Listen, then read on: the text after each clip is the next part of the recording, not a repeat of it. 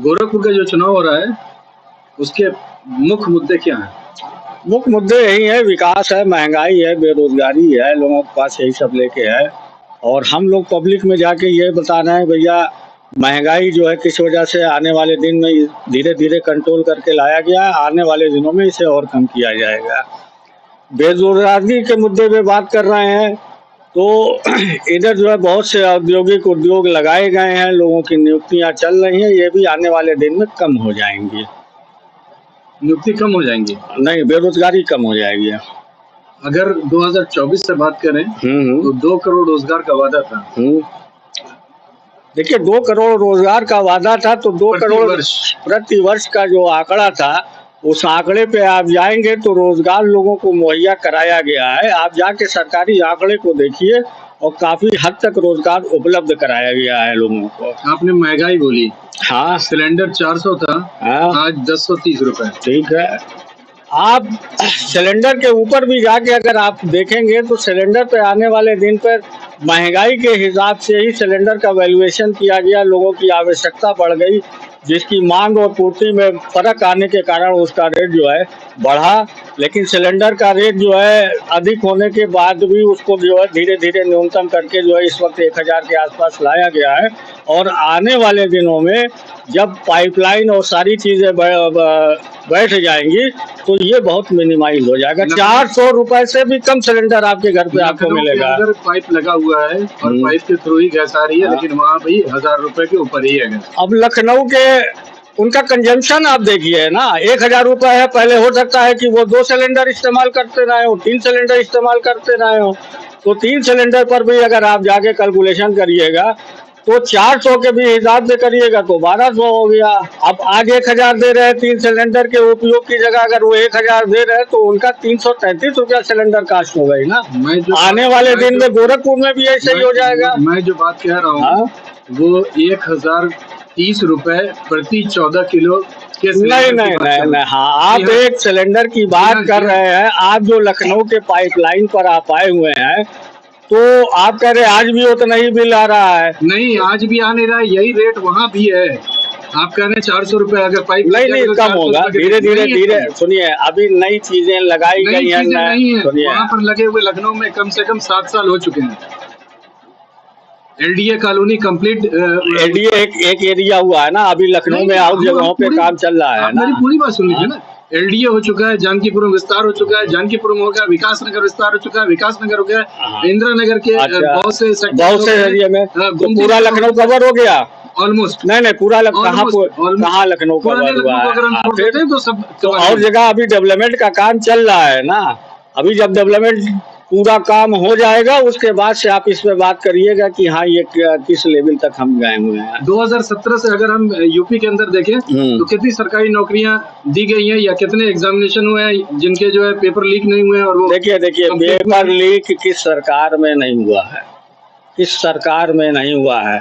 और वही पुरानी सरकार के बैठने वाले लोग आज भी जो हैं एजुकेशन में भी हैं, कुछ सरकार के अंदर भी अगर हैं तो पेपर लीक हो रहा है, उनके लिए सख्त से सख्त कार्रवाई की जा रही है।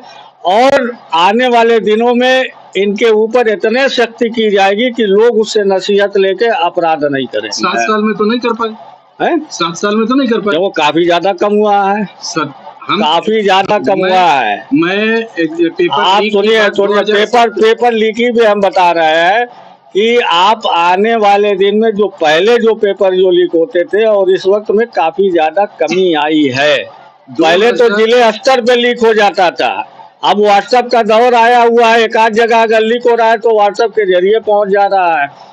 पहले जाके अध्ययन आप करें ना, जिले वाइज पेपर लीक हो जाता था, जिले वाइज लोगों के पास पहुंच जाता था। आज आप बताइए पेपर लीक हो रहा है, अभ्यर्थी को माँ बाप को बाद में मालूम हो रहा है कि साहब इसका पेपर लीक हो गया। सवाल मैं ये नहीं पूछ रहा हूँ कि किस स्तर पर लीक हो रहा है, सवाल ये है कि 2017 वो भी कम हो जाएगा। सवाल सुन लीजिए, 2017 के बाद आज तक उत्तर प्रदेश सरकार द्वारा कौन सा एग्जामिनेशन कराया गया है जो कंप्लीट हुआ है? पुलिस भर्ती पहले हुई थी, उसमें नहीं हुआ, सब नहीं हुई। आप देख लीजिए, गवर्नमेंट से उसने रोक लगा दिया है, नहीं हुआ। तो अभी पुलिस भर्ती नहीं हुई है, नहीं हुई है। पुलिस भर्ती अभी कुछ दिन पहले हुई है कि नहीं हुई है? आप बताइए। आप बताइए ना, पुलिस हमको भर्ती बता रहे पहले नहीं हुई हुई है है, कि नहीं है? 2017 से आज तक डेटा दे रहे नहीं। कोई भर्ती नहीं नहीं। हुई है।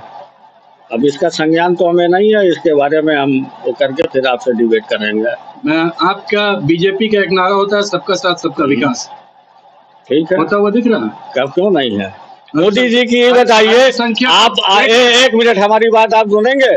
मोदी जी की एक भी स्कीम बताइए जो लागू की गई और ये कहा गया कि ये खास विशेष लोगों के लिए है। चाहे आप आ जाइए विकास वो भवन योजना जो उनको बिल्डिंगें दी जा रही हैं उसमें आ जाइए, राशन दिया जा रहा है उसमें आ जाइए, वृद्धा पेंशन योजना में आ जाइए, अन्य जितनी भी प्रकार की योजनाएं हैं उसमें आप देख लीजिए। राजनीति में क्यों नहीं है? किस प्रकार की राजनीति? यही लोकसभा के चुनाव में या विधानसभा के चुनाव में मुस्लिम कैंडिडेट तो नहीं है। तो मुस्लिम कैंडिडेट इसलिए नहीं कि मुस्लिम की भागीदारी भी उतनी नहीं हो पा रही है। जब मुस्लिम अपनी भागीदारी आके देंगे तो सारी चीजें लाई जाएंगी। शहनवाज हुसैन और मुख्तार अब्बास नकवी, ये दो ऐसे चेहरे थे जो आपके सेंट्रल मिनिस्टर रह चुके हैं, उनको भी साइडलाइन कर दिया? नहीं, साइडलाइन नहीं किया गया। उनको जो है उन्होंने टिकट चुनाव लड़ने से इनकार कर दिया। स्टार प्रचारक में हो सकता है उनका स्वास्थ्य ना अच्छा रहा हो, किसी प्रकार की कोई चीज रही हो, उनके सामने आने वाली कुछ समस्या रही हो जिसके कारण जो है वो ना स्टार प्रचारक हो पा रहे हो। स्वास्थ्य की बात होगी, कुछ उससे जुड़ी होगी। मतलब ये है कि यथार्थ तो आप नहीं मानेंगे, जो सही बात है नहीं, सही बात नहीं है। देखिए, आप लोगों को अध्ययन करना चाहिए गहराई के अंदर जाके, ऊपर अध्ययन मत करिए कि साहब ये आए और इनको नहीं दिया गया। उनके स्वार्थ, उनके सारी बातों को आप समझे, उसके बाद से आप आइए हमारे पास डिबेट करिए। 1951 से लेकर के अब तक उत्तर प्रदेश में पहला इस वक्त हज मिनिस्टर बना है जो गैर मुस्लिम है। हाँ, ठीक है, जस्टिफाइड है। देखिए, मिनिस्टर बना हुआ है, काम कर रहा है ना।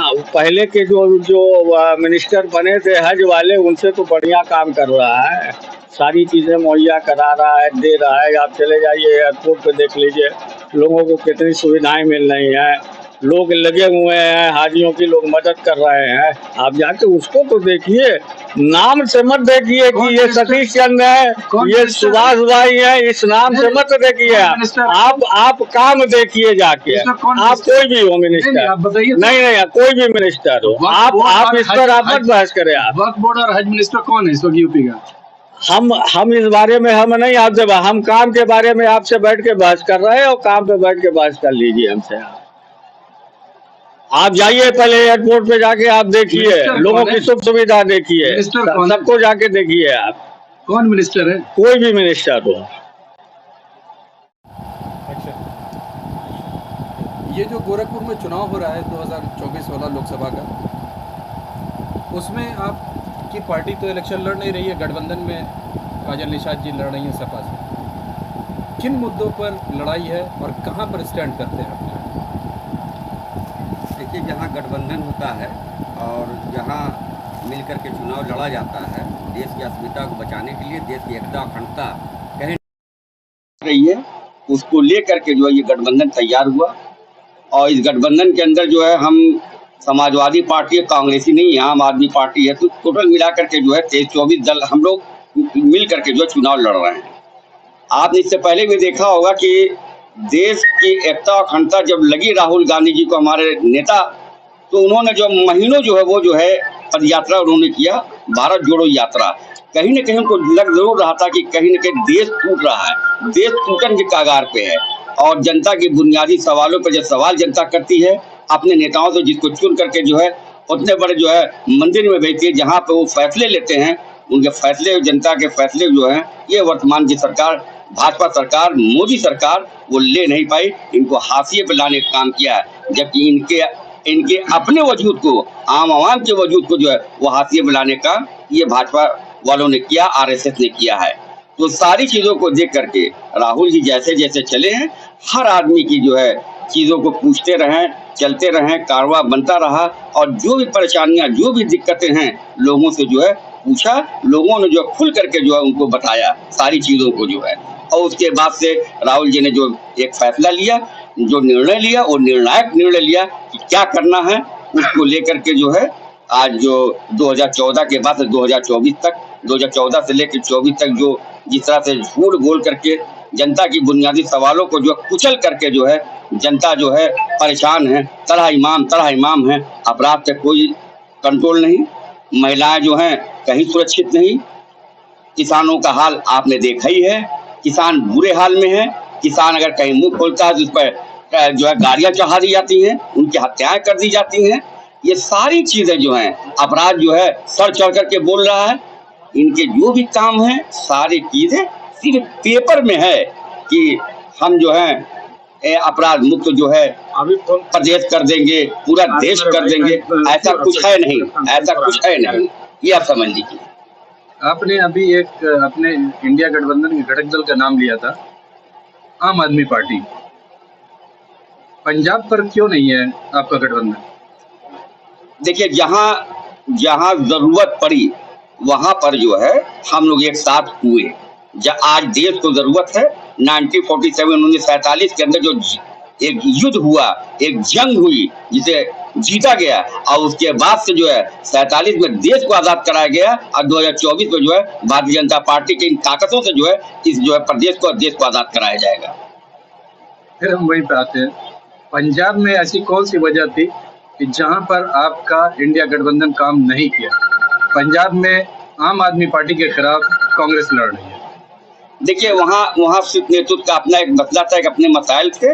वहाँ पर जो भी हुआ वो सिर्फ नेतृत्व उसको समझ रहा है, उस चीज को जो है उसके अंदर हमें जाने की आवश्यकता नहीं, जरूरत नहीं है। लेकिन हाँ, आज जहाँ हम लड़ रहे हैं एक प्लेटफॉर्म पर होकर के चुनाव लड़ा रहे हैं। तो ये हम मान लें कि ये अवसरवादी गठबंधन है?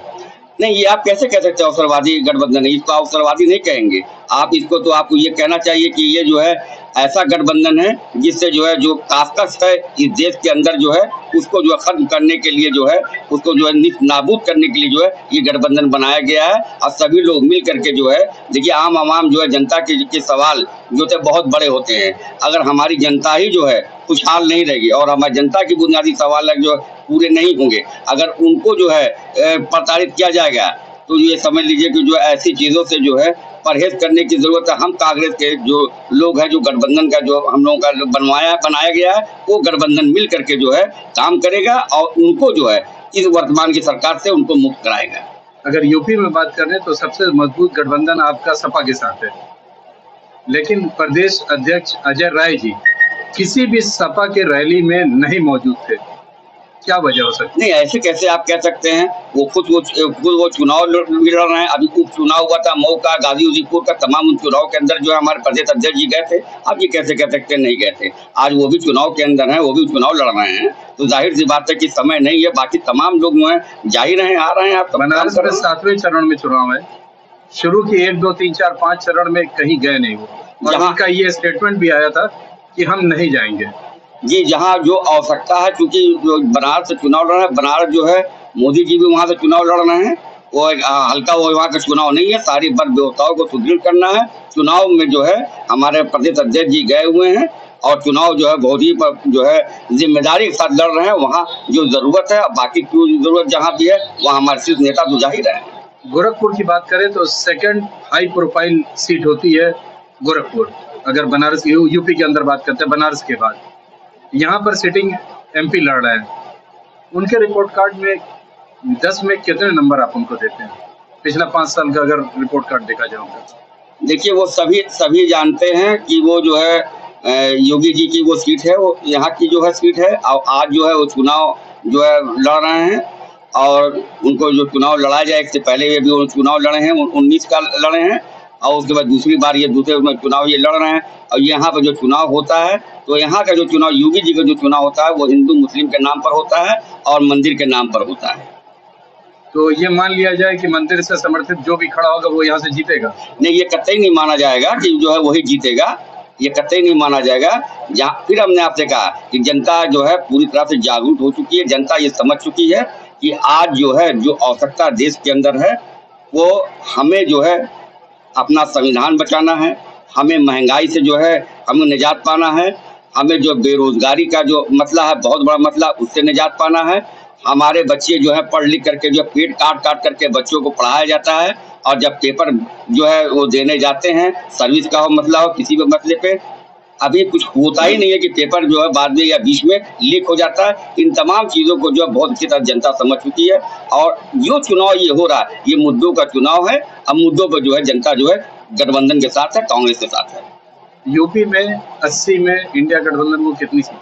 ये तो हम नहीं बता सकते कितनी सीट मिलेगी, लेकिन निश्चित रूप से जो है हम लोग जो सीट पाने जा रहे हैं जरूरत से ज्यादा सोचा नहीं जा सकता है। बेहतर सीट जो है हम लोग प्रदर्शन जो होगा बहुत बेहतर होगा। फिर भी बता तो रहा हूँ आपको 2, 4, 10, 20 नहीं 2, 4, 10, 20 की बात कोई एक नंबर तो होगा। मैं तो इतना ही जरूर कहूंगा कि 80 सीट के अंदर जो है अगर जो है भारतीय जनता पार्टी को 30 सीट भी मिल जाए तो बहुत बड़ी बात है। मतलब 50 सीट आप जीतने जा रहे हैं इंडिया गठबंधन। उससे ऊपर भी जीता जा सकता है। कम से कम 50 आ रही है जी, बता तो रहा हूँ उससे ऊपर भी जीता जा सकता है। 50 तो एक हमारा वो है। अगर 4 जून को एक करिश्मा हो जाता है जैसा कि अनुमान लगाया जा रहा है, इंडिया गठबंधन सत्ता में आ जाती है तो प्रधानमंत्री पद का उम्मीदवार कौन होगा? देखिए प्रधानमंत्री पद का उम्मीदवार जो है हम अगर एक कांग्रेसी होने की हैसियत से अगर हमसे आप बात करेंगे तो हमारे नेता जो है आदरणीय राहुल गांधी जी हैं। मैं उनको प्रधानमंत्री के रूप में देखना चाहता हूँ और नहीं तो जो भी निर्णय होगा, जो निर्णायक होगा, निर्णय जो होगा जो गठबंधन का, वो निर्णय जो है सलमान होगा। बहुत बहुत शुक्रिया।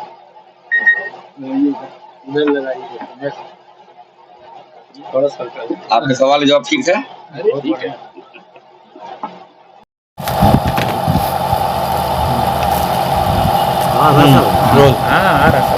चलिए, जो लोकसभा का चुनाव हो रहा है इसको आप किस तरह से देख रहे हैं? मेरा नाम परवेज अहमद सिद्दीकी है और लोकसभा का चुनाव चल रहा है। सभी दल अपना अपना कह रहे हैं कि हम जीत रहे हैं, लेकिन इस समय भारतीय जनता पार्टी का माहौल बहुत अच्छा है और लगभग 400 सीट हम लोग। आप अल्पसंख्यक मोर्चे से हैं, हम मोर्चे से नहीं, मेन भारतीय जनता पार्टी के, तो आप एक एज ए मुस्लिम मेंबर हैं उसमें। जी। गोरखपुर के जो मुस्लिम मतदाता हैं उनका रुझान किस तरह का है? यह रुझान पिछले चुनाव में कुछ था, अब की बार में कुछ है। पिछले चुनाव में लगभग 3-4% मुस्लिम मतदाताओं ने भारतीय जनता पार्टी को वोट किया था। इस बार लगभग 8% मुस्लिम मतदाता भारतीय जनता पार्टी को वोट करेंगे। सपा का पीडीए का नारा है, बीएसपी से मुस्लिम कैंडिडेट खड़ा है, उसके बाद भी आप कह रहे हैं 8%? नहीं, बीएसपी का कैंडिडेट समाजवादी पार्टी के कैंडिडेट से अच्छा है, उसको मुस्लिम वोट मिलेगा। समाजवादी को उतना मुस्लिम वोट नहीं मिलेगा। जावेद सिमरानी को मुस्लिम वोट मिलेगा। ये तो बीएसपी के लिए कहा ही जाता है कि बीजेपी की बी टीम है, जिसको आप कंफर्म भी कर रहे हैं नहीं कि वोट उसको अच्छा मिलेगा। वोट मिल रहा है मुस्लिम मतदाताओं का। अगर मुस्लिमों का वोट अगर विभाजित हुआ तो जाहिर सी बात है कि फ़ायदा बीजेपी को डायरेक्टली होने वाला है। तो ये मान करके चलें कि बीएसपी जो है वो बी टीम है। नहीं, देखिए समाजवादी पार्टी से हर बार काजल निषाद को खड़ा करना, ठीक है, मुस्लिम मतदाता ग्रामीण में और शहर में बहुत अधिक हैं, लेकिन मुसलमानों को वहाँ से समाजवादी को अपना कैंडिडेट बनाते ही नहीं गए और बसपा ने बनाया है ग्रामीण से मुस्लिम मतदाताओं को जावेद सिमरानी। तो बीएसपी का और बीजेपी का बड़ा पुराना नाता रहा है। लालजी टंडन के वक्त में भाई बहन का मामला था राखी का, तो क्या वही परंपरा फिर निभाई जा रही है क्या? नहीं, इस बार 2024 के चुनाव में ये राजनीति है, सारी संभावनाएं खुले हुए हैं। संभावना सब पूरी होती है। मतलब पोस्ट इलेक्शन अलायंस बीएसपी कर सकती है? नहीं, अभी तो कुछ नहीं कहा जाता, तो ये सब ऊपर के नेता बताएंगे क्या करना है, अभी परिणाम आने दीजिए। ये जो समाजवादी पार्टी का पीडीए का कंसेप्ट है, ये क्या मुस्लिमों को नहीं फायदा करेगा? फायदा तो काफ़ी दिनों से चल रहा है, कितना फायदा हुआ है मुस्लिम बहुत बखूबी जान रहे हैं। और ये क्या नाम है, मुसलमान अब बहुत ज़्यादा पैदावार में आने वाले नहीं हैं। एक छोटा सा और वो स्वतंत्र हैं, जहाँ चाहेंगे वोट करेंगे, उनको कोई बांध नहीं सकता, स्वतंत्र। एक छोटा सा और आखिरी सवाल, सबका साथ सबका विकास नारा देने वाली बीजेपी में अल्पसंख्यक और रिप्रेजेंटेशन नहीं के बराबर है।